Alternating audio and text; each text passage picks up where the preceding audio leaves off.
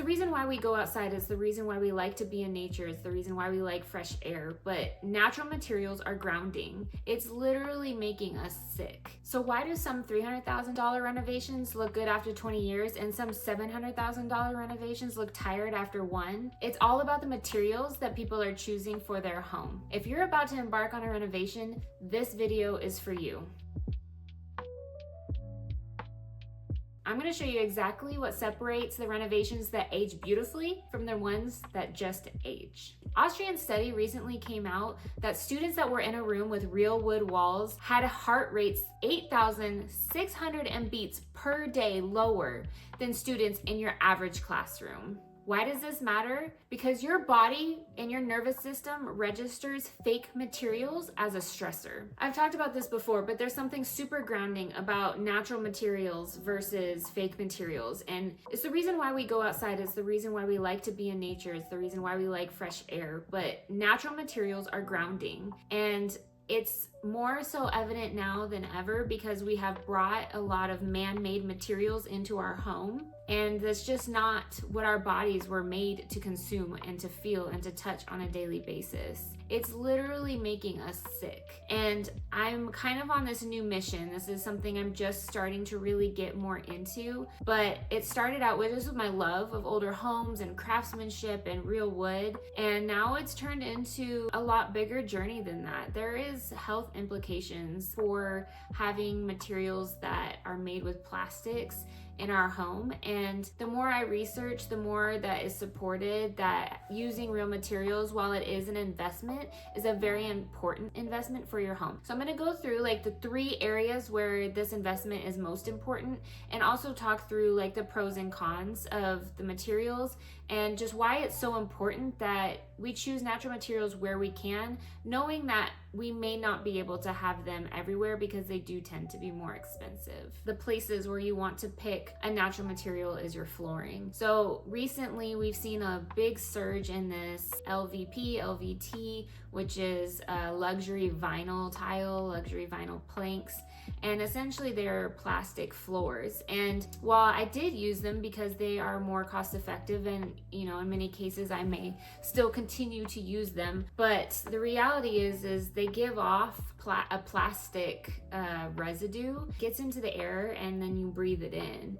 And while we don't have a ton of studies on it yet because it's still so new, I think what we do know is that we can feel the difference between a real wood floor and a vinyl floor. And there's just a softness and a comfort and a warmth that comes from a real wood floor that you cannot replicate with a vinyl floor. No matter how good it looks, it just feels different. The lifespan of a real hardwood floor also is much longer. So you're putting in the initial investment, for sure, it's more expensive. But over the lifetime of the flooring, you're not gonna have it peeling away, it's not gonna bubble up. And if you do have any sort of issues in like the stain or anything like that, it can be like sanded down and restained up to 30 times. Like, I don't know that anybody has ever sanded and stained their floors that much to the point to where they no longer have a floor anymore. Maybe in places in Europe where they've been putting in wood floors for centuries and centuries, but if you're putting in a new wood floor, you are not going to outlive that wood floor. You will for sure either pass away or move on before that wood floor goes anywhere. It will be there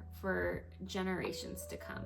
So I think one thing that we can take away from this is if we can't have a real wood floor in all of like your entire home, let's put it in the most important places. Let's get it into our living rooms, even into your main bedrooms. You can do tile in your bathrooms and your kitchen if you need to save, and then potentially some carpet in some areas, which there's still that discussion as well as far as the health implications, but just do the best that you can. Put it where you can, put it in your main areas that you're in all of the time, and I just don't think that you'll regret it. You can always go back and lace in. That's another really good thing about a real wood floor, is that you can use the same type of flooring and lace in new flooring later on in another room. You will have to sand and refinish, but you won't have to replace the entire floor. If you can only do a portion of your home now, you can always do more later on down the road. I should clarify, when I say lace in, what I mean is like you have your wood planks, and so they literally like kind of weave in the new wood planks with the old wood planks so that you can't tell what was new and what was old. The second place that we want to use natural materials is in our countertops. Your countertops are a very high touch place.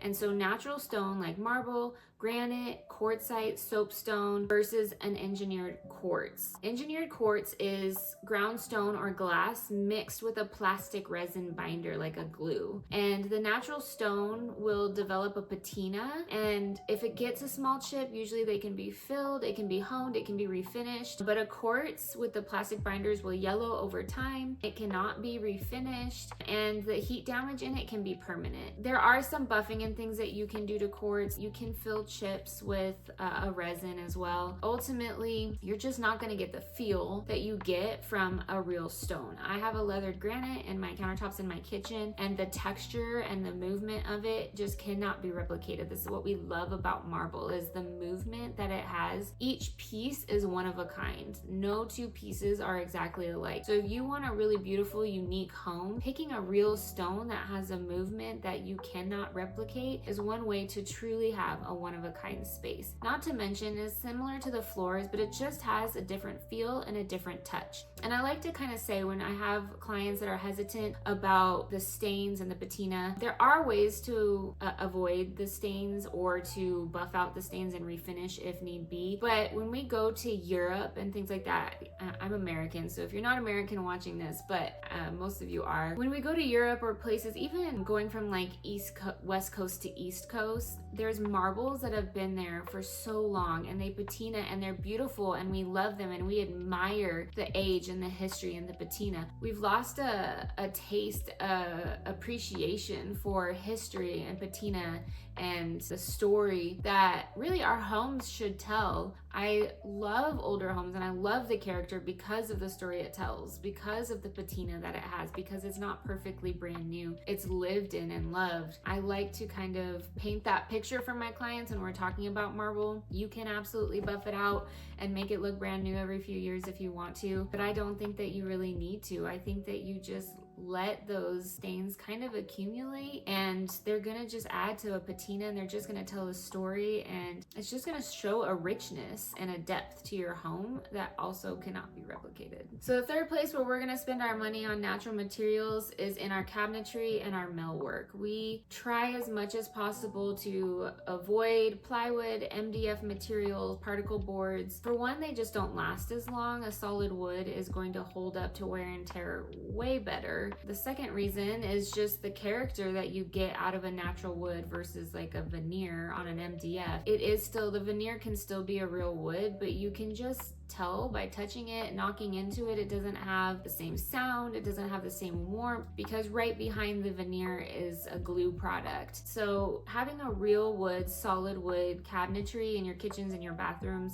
is for sure worth the investment. Again, if we're talking about having to limit how much we use, like if we're, for budget purposes, always spend in the kitchen and then save on the exterior. I call them the exterior rooms, so like your bathroom cabinetry if you need to. Even just the boxes, so like the part of the cabinet that like holds the drawers and the shelves, having that be solid wood, it's just gonna last so much longer. You can sand them down and stain them over time. You can paint them if you really want to. I love the warmth and the character that you get in seeing the wood grain on a natural wood cabinet. It definitely doesn't need as much upkeep if you don't paint it, because the paint will nick. It's pretty easy to touch up the nicks if you need to, if you prefer a painted cabinet, but a natural wood cabinet will last a very long time. Not to mention, we're still adding in that warmth, we're adding in a breathable material that isn't going to make your home feel cold or stuffy, and it's just going to make your home feel a lot more luxurious than an MDF cabinet is going to. So just to kind of recap the importance of natural materials, you're in your home all the time. Well, I hope you are. I hope you're enjoying your home. And the importance of the environment that you create so that you can have good quality sleep, so that your stress and your hormone levels are regulated, so that you're able to recover from your daily demands a lot better, and just how you can show up for your family. I know it doesn't seem like they should be connected, but having natural materials versus plastic materials in your home directly is connected to cortisol, your stress levels, and we're starting to see more and more studies about how natural materials impact our nervous system and different areas of our health. I hope this was somewhat educational as we learn together, as I start to dive more into the effects of natural materials and the way that it affects our daily lives, and even just finding ways to implement them strategically so that we're not going overboard with spending or anything like that. Also, I just would love to know, like, what are your questions? If I were to research more on this topic, is there something that you're interested in? Do you have questions? What can I answer? I'd love to create videos just for you. I'm here to create videos for you, and I hope that you like and subscribe and share this with your friends. Hopefully we can learn more together, and I can do the research for you, and I can bring you the answers. So thank you for being here. Probably gonna take a couple weeks off for the holidays, so I will see you back in a couple weeks.